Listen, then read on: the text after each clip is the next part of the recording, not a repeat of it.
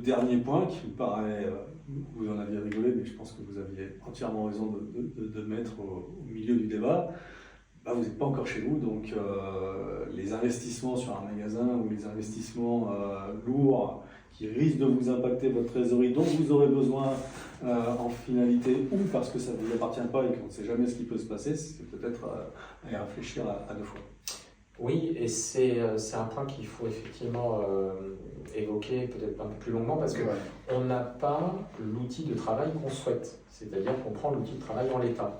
Quelqu'un qui a l'habitude de travailler avec certains matériels, pour le dire clairement, il ne pourra pas exiger du propriétaire du fonds que ce matériel soit remplacé.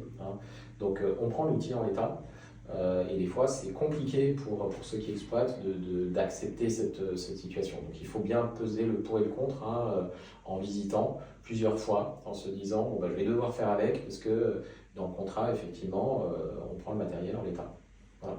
Petit sujet, tu évoquais tout à l'heure, Lionel, très justement, l'avantage aussi pour un propriétaire de fonds en fin de parcours professionnel, je dirais, de mettre en location-gérance.